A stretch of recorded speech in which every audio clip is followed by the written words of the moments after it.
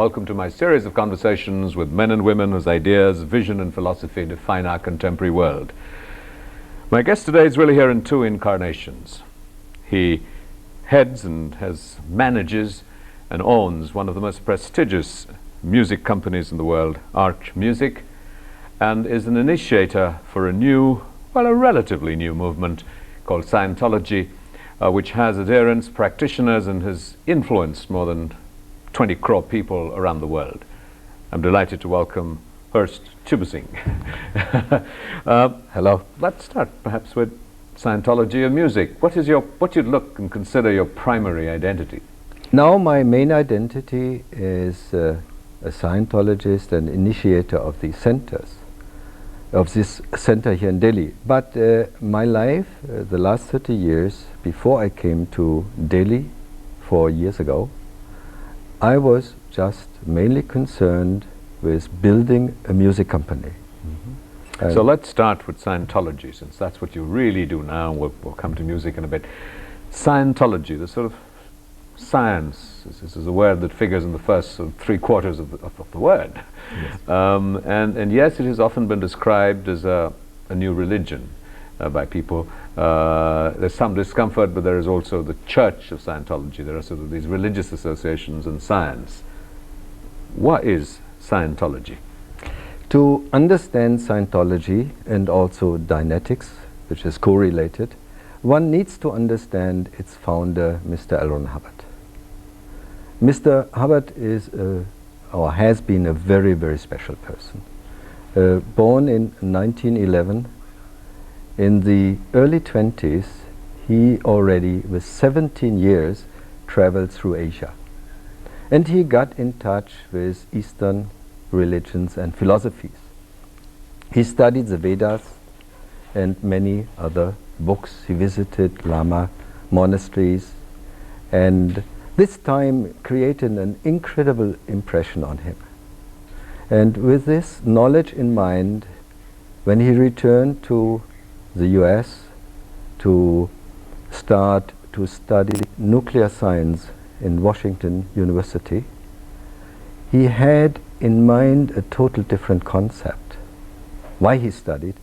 He wanted to combine Western methods of science to find the proof of the existence of the spirit of life. Mm-hmm. And from that research, over the years, developed Dianetics and Scientology. Mm-hmm. A phrase that's often used in Dianetics and in Scientology is the technology of learning, of transformation, or whatever phrases that you want to use. Again, technology, a word that's derived from science. So, if I were to walk up to you and say, what is Scientology? Tell me in a couple of sentences, what does it mean to be a Scientologist? I mean, if you asked me as a Buddhist, I'd say, well, as a Buddha, I believe in the Four Noble Truths, and I believe in the middle path, and I believe in, in processes of training the mind. What do you, as a Scientologist, for a first-time question, say briefly to me? Okay. First of all, I would like to give the definition of Dianetics and Scientology. Dianetics comes from the Greek word dia, which means through, and nous, which means the mind, the soul. Dianetics is a science like computer techniques. It's a science of the mind. It describes how the mind works, and it has a technique how to alleviate traumas from the past, like accidents, to help on psychosomatic illnesses, any kind of blockages a person might have to achieve his full potential. But in a sense, this is the claim, the aspiration of a zillion different techniques, from yoga, meditation, to whatever you want to describe that. So what is unique or special about the technique that Scientology teaches you? You talk about, the literature talks about two minds, the reactive mind, the subconscious mind, the functioning mind, and how in some senses you want to sort of eliminate one of those so that you're working at cause, you're working in greater harmony with yourself. But that is the goal of psychotherapy, of a whole range of practices and approaches. So what is specific to? Yeah. There are two subjects, and I explained what Dianetics does, and I go deeper into the techniques in a moment. But first I also want to give the definition of Scientology. Scientology comes from the Latin word scio, which means knowing, and logos, the study of. And they are different. In Dianetics we have basically a technical aspect. That means we have a method which is called auditing, where a trained person helps you to confront these past incidents and traumas and to get you through. You could say like a scout in the jungle, yeah? He makes sure that you come out at the other end. The proof of how it works and if it works, you can only get by doing it. And if so many people have done it and have achieved what we call the state of clear, that means eliminated their reactive mind, I guess it must be somehow true. Give us a sense of what this technique is. If I were to say to you, if I were to describe, say the technique of Vipassana, I would say it really is a technique of becoming mindful of one's emotions and thoughts, and as they come up, there is a process of stillness which eliminates the reactive mind. If I were to say that you can use a mantra, you can use a word that does it. So give us a sense. I mean, obviously, it's not going to happen in the 18 or 20 minutes remaining of the program, but give us a sense of what this technique is. Yes, I will try. And how long it takes to sort of begin to get, the first feelings that it's working for oneself. Yeah. The first feeling normally is you get after, let's say, 25 hours of counseling. It can be after the first hour, it can take a few hours more. So this counseling is a one-on-one process? Yes. In what ways is it different from psychotherapy? It has nothing in common with psychotherapy, because the Scientology and Dianetics are based on the concept of spirit, mind, body. So what happens in this process of counseling? How important is the role and the level of achievement or evolution or whatever word you want to use of the counselor? You're talking in a culture where there is a notion of guru, there is a notion of transmission, there is a notion of grace, where there is enormous responsibility placed on the spiritual counselor, who is assumed to be substantially spiritually inclined himself or herself. Mm-hmm. And at the higher levels, it's where the guru takes on the karma, the actions, complete responsibility for the student. So I think there are really two questions here. That what are the qualifications, the qualities of the counselor? Who are counselors? Are you a counselor? And what do you do with a practitioner such as me? Yeah.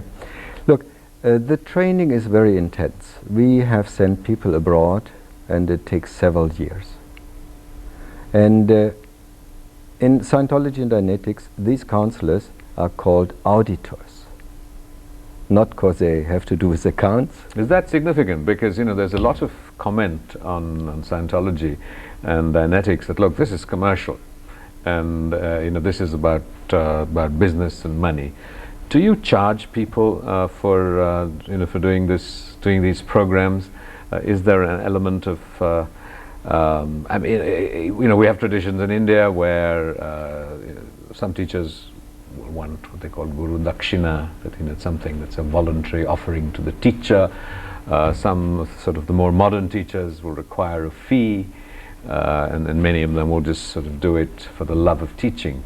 So how does auditing work? Why the word audit? Audit sounds sort of strange in a spiritual dimension. Just want to explain the expression of auditor. It comes from the Latin word audire, and the auditor is a person who listens. He does not evaluate or invalidate or comment on what the pre-clear is a person who does the auditing, finds out, realizes, or whatever happens. And that is very, very important. To describes this technique in detail in a few sentences. What is written in several books is a bit too difficult in that short time. We've just been talking about the techniques of Scientologists, the Scientology, which you've sort of said is difficult to describe. What are the goals and aspirations of this process? You have been a practitioner for so many years. What has it done for you? What has it achieved for you? What might I, in approaching it, anticipate that it might do for me? Look, when I go back 30 years, before that record company, I was a concert organizer. I had what you call a music club in Hamburg with concerts every night of each different kinds of music, jazz, folklore, classical, and so on. And certain things with myself I didn't feel fully satisfied. And there was this one artist who had an incredible ability to communicate. That means if there were 50 people in the hall in our club, or I saw him outside in an open-air concert with his guitar in front of 5,000, he had this ability to really catch the audience for an unlimited time. And so one day we went after the concert out for a meal and asked him, look, is there something, how did you get it? He said, yeah, I am doing Scientology. His ability to communicate was just immense. And I got interested, you can imagine, yeah? I was just curious, so I went there. I did not know actually what it was about at all. He just said, you should work on your communication abilities. You know, you can handle people better and life will be easier if you can communicate better. Isn't it ironic that there are many traditions, certainly in India, that say, well, I mean, the most important communication that you start with is communication with yourself, and that the journey and the ability to really go inside oneself precedes, in a sense, an effective ability to communicate and reach out to others. And you were obviously struck by your friend's ability to communicate. Does it make you a happier person? Does it bring about more equanimity? Do you feel in a better sense of flow, or to use contemporary jargon? Because again, I have to say, as a potential applicant for Scientology, I don't really have a clear sense of what the practices and processes are, because obviously they can't be described briefly. I need to I need a sense as to what it might achieve for me. Yeah, look, from our viewpoint, or my viewpoint, the ability to communicate with people, with objects, with life is one of the most important, next to the ability to be able to learn and study. Because sure, there is a certain amount of introspection one can do, but life contains of action. You have to handle your job, you have to handle your children, you have to handle your seniors, your juniors, and for that you need good communication skills. And that was what I was so fascinated about. What is your view on other faiths and the relationship between other faiths and Scientology? This is obviously in many parts of the world has been a source of great conflict, both between other traditions and between traditions and Scientology. No, I wouldn't say so. Scientology is unique in that point, because it does not interfere in the area of who and what is God. It's concentrating on laws of life, basic laws which are based on common sense. There are strong connections to the Vedas, to Eastern philosophy, I said this, but what is new is the techniques. Yeah, I mean, Scientology is actually deadly practical. At the beginning, you work on relationships, for example. How can I improve relationships? How can I improve relationships? Tell me. Yeah. No, tell me. We have a very simple subject here, it's called the AIC triangle. A stands for affinity, the degree I want to be close, I like people. R for reality, that means things we agree that they exist. That means reality, and that's a very important point, can only be changed if we disagree. And the third point is C, that is communication, which makes understanding, which actually is the only real richness. Tell me, there's this great emphasis on technology and technique. I think the sort of one of the great challenges and one of the great achievements, in a sense, of the Eastern tradition is the ability to translate and to go beyond intellectual understanding to realization, and from realization to actualization. Yeah. Sort of, the three stages. And I think there is mention in some of the literature you sort of gave me to read. That talks about how you reach a peak experience like the Buddha, and then because of the reactive mind, when there is a next stimulus, you fall back to I think that's a complete misunderstanding of the Buddha's enlightenment. That's another story. But one of the processes which you're explaining to me is the intellectual understanding. What techniques do you use for this to lead to realization and actualization, so that they actually become reflexes? How does the intellectual understanding become a reflexive response? It's only then that it counts. That under the stress that you talked about in that literature, you still sustain and maintain those impulses. I think that is the real challenge and the real sort of contribution of the techniques of transformation. So how is that achieved through your techniques? Yes, Rajiv, there is auditing, as I said, which is one part where you eradicate the reactive mind. Through counseling? Through counseling. Through talking to a counselor. And then what happens? And then the other is also study. Study, which brings you to realization of who you are, where you come from, and certain laws. Tell us briefly, before we move on to music, is Mr. Ron Hubbard, and he obviously epitomizes the highest aspiration of the practices that the Dianetics and Scientology teaches. What makes him special and unique as a human being? When you look at him, his ability to communicate, or what? What do you feel? What do you get I would from say his presence? How much he cared. How much he cared for others. That makes him special, like other teachers or other philosophers too. It is interesting that in a culture that celebrates, prides itself on the very principles that you're teaching, it would be fascinating to look at how you experience and how you see bringing those, dare I use the word, back. Yeah. I don't know if I dare, but let me do that. And bringing it back and making it available and accessible in perhaps a different vocabulary, different techniques and different technologies than what has traditionally been practiced. So, and obviously you feel that 4 years is a gesture of your caring, and so what was the difference? And have you felt that in some ways it has had to modify, adapt to a different reality? I don't know if you believe in different realities, but did it change in some ways?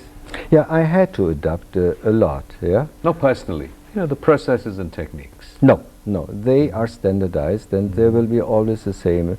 If you start a program here in Delhi, you can continue in Germany and finish in Sao Paulo. It's always Mr. Hubbard's programs, the way he put them down, the way he mapped them. There is no change. Are you free to sort of modify, interpret, apply them, or is it like a sort of a given program? Has it continued to evolve in some ways? No, these programs and works are complete in itself and are not modified by anybody. How do you reconcile the certitude and the precision of the teaching of Scientology and Dianetics with your aspiration and interest in art? Scientology is not a teaching in itself. It's a study. Mr. Hubbard says, for you is only true what you have observed yourself. And as I said, it's something you do, it's practical. So if you do a course to improve your relations, for example, there are principles you read, and then we do a lot of practicing, exercising. So how do I apply this today at home? How do I apply it in my company? And then you see it works. And that's a proof. That's basically what is important. It helps you to improve your everyday life, to become a more successful, more happy person. Tell us about your work with music. You deal with world music, which is really looking at music from around the world. It's a prestige label, not necessarily on top of the charts.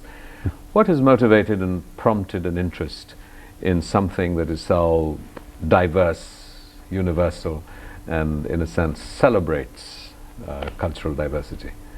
I started to be interested in music as a child. And I was a Boy Scout leader, but there were two versions of Boy Scouts in Germany. Some who were building bridges and things like that, and others who were learning songs. Our group, we trained up to 200 songs by heart in 10 languages. So it was a hobby. I mean, I was singing in Greek, in Russian, in whatever language, yeah? And it became a passion. I love to sing. I mean, there was not one day where I didn't have my guitar and was singing with other people together. And after my education, I had the idea, I want to do something connected to music. And there were a lot of very good musicians around, so I started to organize concerts. I told you, I had this music club. I also did large concerts in halls. But turning and being able to convert a passion and an interest into what is obviously also a profession and enabling you to earn a livelihood must be a source of enormous sort of celebration and satisfaction. Yes. And you spent 4 years here in sort of promoting Scientology in India. What has that done? Is your business on autopilot? You have wonderful people working for you so that you can now pursue another personal passion? You wouldn't believe it, but this is what I owe to Scientology. Yeah. Look, at the beginning, it was very tough. I had no money to start. I had just my self-confidence of 1 year Scientology training and counseling, and I thought I can conquer the world. And after running these concerts, which, you know, you come home very late, and I wanted to marry.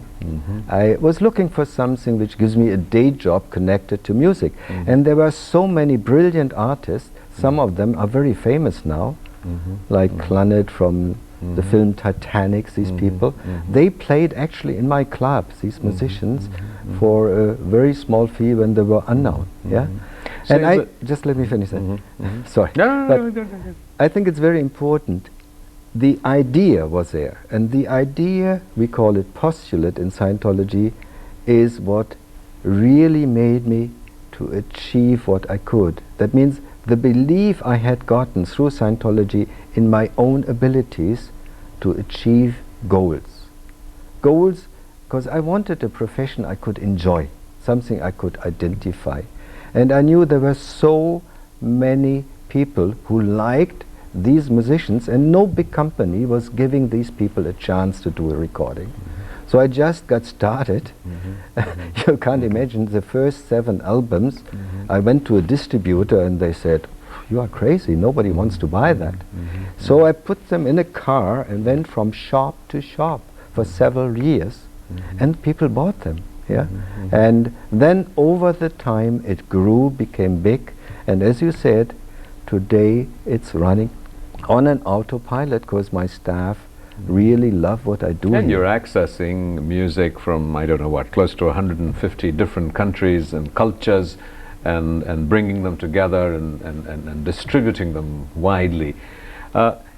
Doesn't that call for a very broad-based sensibility to be able to appreciate, respond to music from different cultures, different rhythms, different contexts, and be able to not just respond to them intellectually, but to be able to assess their commercial potential.